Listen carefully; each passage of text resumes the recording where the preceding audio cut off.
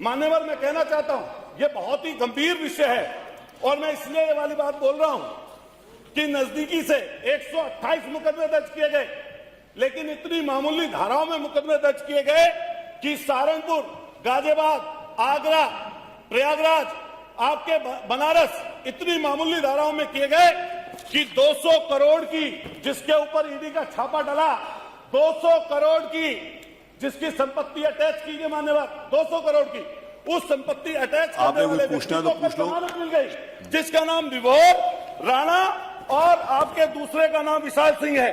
मान्यवर, मैं पूछना चाहता हूं सरकार से कि बराबर के प्रदेश में एनडीपीएस के तहत ऐसे माफियाओं के खिलाफ 10-10 साल की सजा का प्रावधान कराकर एनडीपीएस में बंद किया गया है।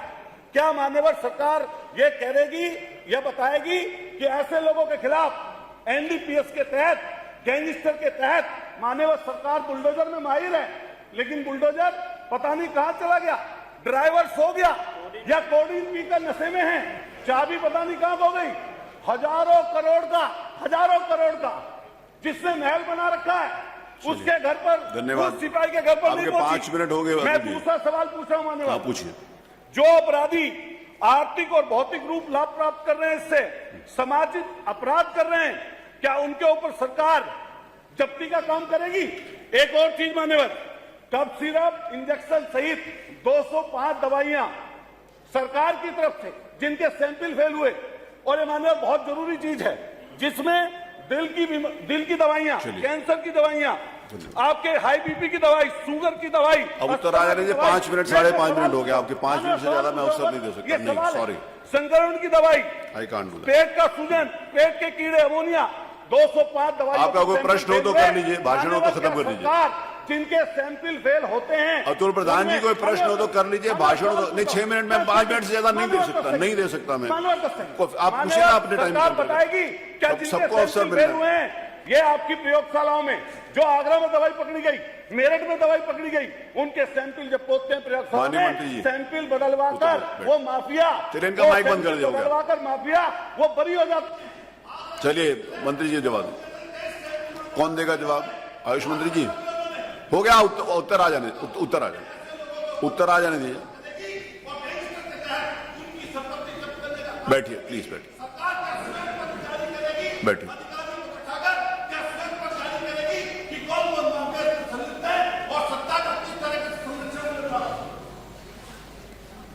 माननीय मंत्री जी बैठिए। मंत्री अध्यक्ष जी, प्रश्न क्या है और मुद्दे क्या उठाए जा रहे हैं? मुझे लगता है कि माननीय सदस्य को पूरा अध्ययन करके आना चाहिए, सदन की गरिमा का ध्यान भी रखना चाहिए।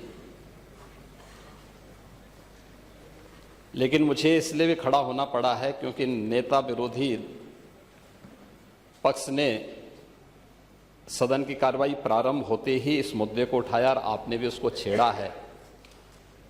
लेकिन मैं आपके छेड़ने की स्थिति को उससे आपकी इस मजबूरी को जान सकता हूं, जिसके बारे में एक छोटी सी कहावत है कि चोर की दाढ़ी में तिनका।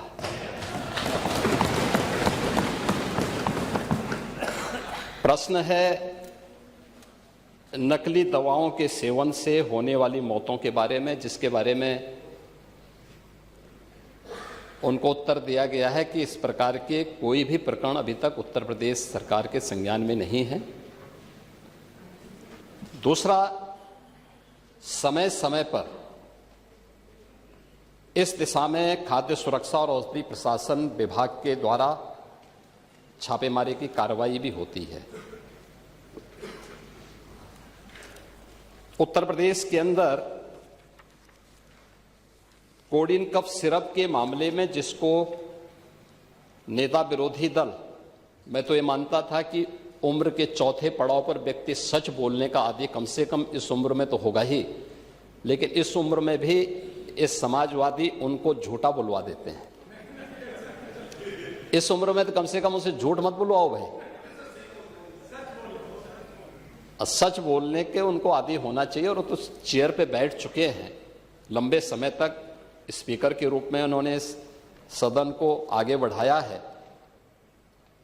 कोडिन कफ सिरप से उत्तर प्रदेश के अंदर कोई मौत नहीं हुई है।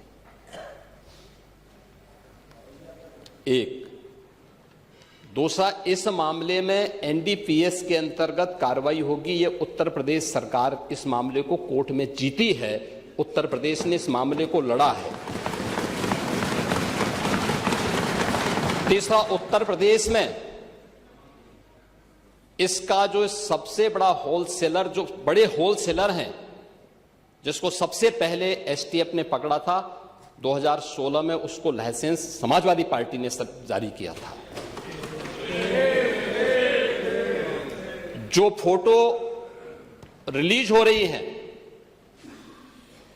देश के अंदर दो नमूने हैं, एक दिल्ली में और एक लखनऊ में बैठते हैं। जब देश में कोई चर्चा होती है तो तुरंत वह देश छोड़ करके भाग जाते हैं, और मुझे लगता है कि यही आपके बबुआ के साथ भी हो रहा होगा। वह भी देश से फिर जाएंगे इंग्लैंड की सैर सपाटे में, और आप लोग यहां चिल्लाते रहेंगे। महोदय, कोडिन कफ सिरप का मुद्दा जो इन्होंने उठाया है, मुद्दा था नकली दवाओं के सेवन के कारण होने वाली मौतों का, और उसके बारे में हमने पहले ही बताया है कि नकली दवा के कारण होने वाले मौत के प्रकरण की कोई भी बात अभी तक शासन के संज्ञान में नहीं आई है, और समय समय पर एफएसडीए विभाग इसको लेकर के छापेमारी करती है, कार्रवाई करती है। कंपनियों में भी इस प्रकार की कार्रवाई होती है। यूपी के अंदर कोडिन कफ सिरप, इसके केवल स्टॉकिस्ट हैं, होलसेलर है, इसका यहां पे प्रोडक्शन नहीं होता है। ये मध्य प्रदेश में, हिमाचल में और अन्य राज्यों में होता है, और जो मौत के प्रकरण सामने आए हैं वे मौत के प्रकरण अन्य राज्यों में आए हैं। जिन राज्यों में आए हैं वह जो भी प्रकरण सामने आए हैं, यह तमिलनाडु में बने हुए एक सिरप के कारणों सामने आई है। ये पूरा प्रकरण इलीगल, यानी इसमें एडिटेशन का भी नहीं है, यह इलीगल डाइवर्जन का है। इस डाइवर्जन के माध्यम से इन होलसेलर ने, जिसमें सहारनपुर का भी है, गाजियाबाद का भी है, वाराणसी का भी है, लखनऊ का भी है और कानपुर का भी है, इन लोगों ने इसको उन देशों में पहुंचाया है, उन राज्यों में पहुंचाया है जहां मद्य निषेध है, लेकिन वहां पे नशे के आदी लोगों को इसको लेने की एक आदत सी है, तो वहां पर उसका दुरुपयोग किया गया है। जबकि बिना चिकित्सीय परामर्श के इसका सेवन नहीं हो सकता, खासतौर पर बच्चों के लिए। एडल्ट भी चिकित्सीय परामर्श से ही इसका सेवन करता है। कौन ऐसा व्यक्ति है जिसने कफ सिरप नहीं लिया? खांसी होती है, हर व्यक्ति लेता है, लेकिन चिकित्सीय परामर्श से उसमें लिखा जाता है। क्योंकि पढ़ाई लिखाई से आप लोगों का कोई वास्ता है नहीं, इसलिए आप लोग हमेशा इस प्रकार की बातें करते हैं। अब बात पहले सुन लीजिए ना, आपने पूरी बात बोली तो हम लोगों ने आपकी बात सुनी, आप लोग चिल्लाते रहे तब भी हम आपकी बात सुनते रहे। अब कम से कम हमारी बात तो सुन ले।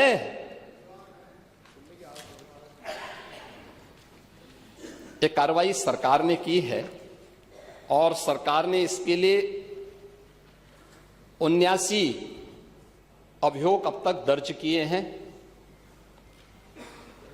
इसमें 225 अभियुक्तों को इसमें नामजद किया है। 78 अभियुक्त अब तक गिरफ्तार हुए हैं। 134 फर्म पर एक छापेमारी की कार्रवाई हुई है, और इसमें अब तक जिन क्षेत्रों में ये आई हुई, अलग अलग राज्यों से जुड़े हुए यह सभी केंद्र हैं। और मुझे लगता है अगर आप इसकी गहराई में जाएंगे तो घूम फिर करके वही मामला है कि वो कहीं ना कहीं कोई ना कोई समाजवादी पार्टी से जुड़ा हुआ नेता या उनसे जुड़ा हुआ कोई ना कोई व्यक्ति उसकी चपेट में आता है। और इलीगल ट्रांजैक्शन भी जो हुआ है वो अभी आपकी लोहिया बहाने के एक पदाधिकारी के अकाउंट के माध्यम से हुआ है। एसटीएफ इसकी जांच कर रही है। इस पूरे मामले में हाईकोर्ट से उस पूरे मामले को एनडीपीएस के अंतर्गत इस मामले में मुकदमा चलना चाहिए। ये उत्तर प्रदेश सरकार ने इस लड़ाई को लड़ा है और उसको जीता है, और इस मामले में कोई भी अपराधी छूटने नहीं पाएगा। और चिंता मत करिए, समय आने पर बुलडोजर एक्शन भी, उसकी तैयारी भी रहेगी। उस समय चिल्लाना मत करो।